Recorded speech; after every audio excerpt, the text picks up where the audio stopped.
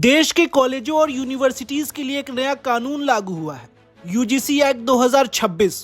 इसका मकसद कैंपस से भेदभाव को पूरी तरह खत्म करना है, लेकिन लागू होते ही इस पर बवाल शुरू हो गया है। एक तरफ इसे पिछड़े वर्ग के छात्रों के लिए बड़ी जीत बताई जा रही है, तो दूसरी तरफ जनरल कैटेगरी के छात्र इसे गलत बता रहे हैं।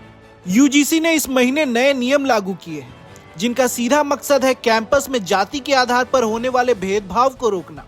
इस नए कानून की सबसे खास बात यह है कि इसमें पहली बार ओबीसी को भी शामिल किया गया है। पहले ये नियम सिर्फ एससी और एसटी के छात्रों के लिए थे, लेकिन अब ओबीसी के छात्र और स्टाफ भी किसी भी तरह के भेदभाव की शिकायत सीधे कर सकेंगे। इसके लिए हर कॉलेज में एक इक्विटी सेंटर और एक खास कमेटी बनाना जरूरी कर दिया गया है।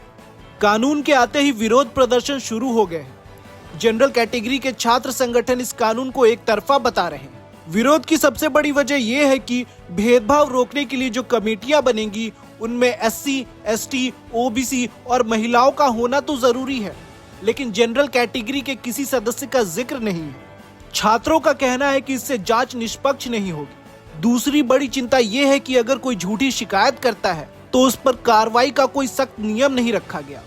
यूजीसी ने साफ कर दिया है कि अगर कोई यूनिवर्सिटी नियमों को नहीं मानती तो उसकी सरकारी मदद रोकी जा सकती है और बहुत बड़े पैमाने पर उसकी मान्यता तक छीनी जा सकती है।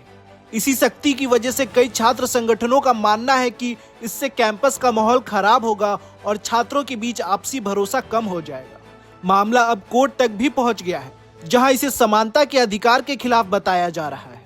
दूसरी ओर सरकार और यूजीसी का मानना है कि कैंपस में सभी को बराबर का हक दिलाने के लिए ऐसे कड़े नियमों की बहुत जरूरत थी। उनका कहना है कि पुराने नियमों में कई कमियां थी, जिन्हें अब दूर कर दिया गया है, ताकि किसी भी वर्ग के छात्र खुद को अकेला महसूस ना करें।